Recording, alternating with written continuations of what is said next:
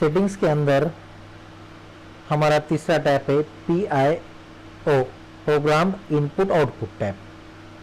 यह टैब थोड़ा एडवांस है और इसे mainly data recovery professional use करते हैं, जो हार्ड ड्राइव को डायरेक्ट पोर्ट लेवल पर एक्सेस कर देता है। एक नॉर्मल यूज़र के लिए इस पेज पर सबसे काम की चीज़ है ये 3 स्लाइडर्स यहाँ की। इन्हें टाइम आउट्स भी कहा जाता है।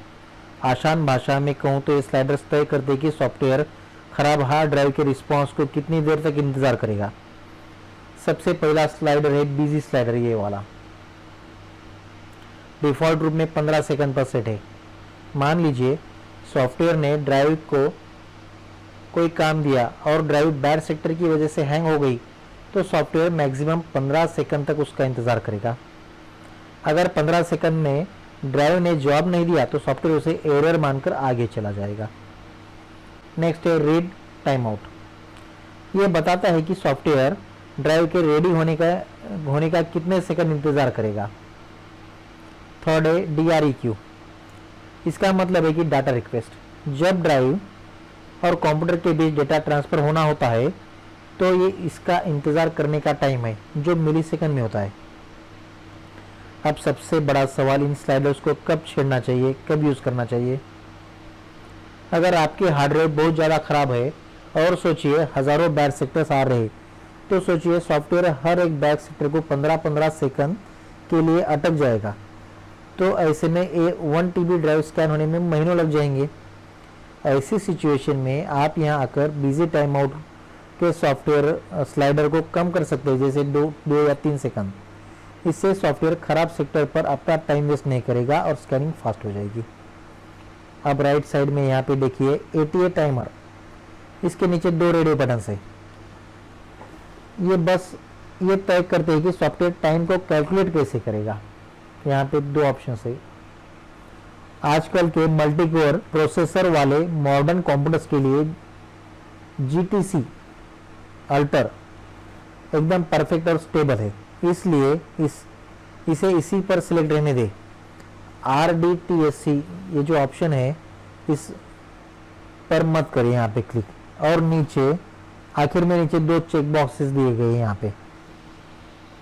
Gate passport on PCI list, double click.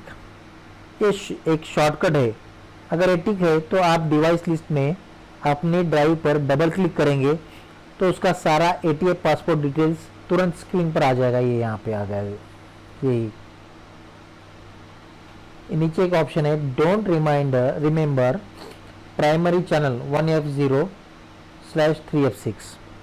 ये बहुत पुराने ज़माने की चौड़ी केबल्स आने वाली जो ID हार्ड ड्राइव्स के लिए पोर्ट्स के लिए है।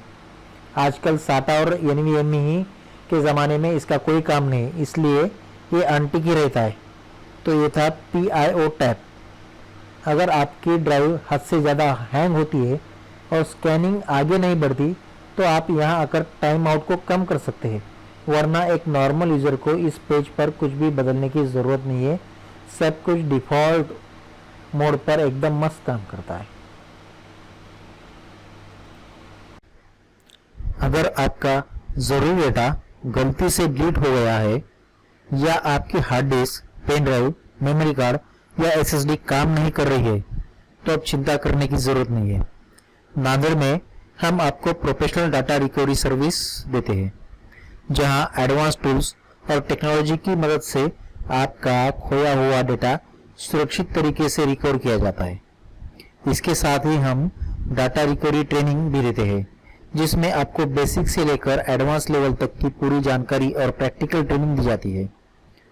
हमारे कोर्स में hard disk, SSD, pen drive और मेमोरी कार्ड डाटा रिकवरी के साथ साथ रियल केसेस प्रैक्टिस भी शामिल है।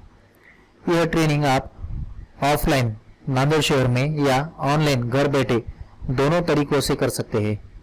अगर आप IT फील्ड में अपना करियर बनाना चाहते हैं या अपनी स्किल बनाना चाहते हैं या आपका खुद का डाटा रिकवरी बिजनेस शुरू करना चाहते हैं तो यह कोर्स आपके लिए बिल्कुल सही है।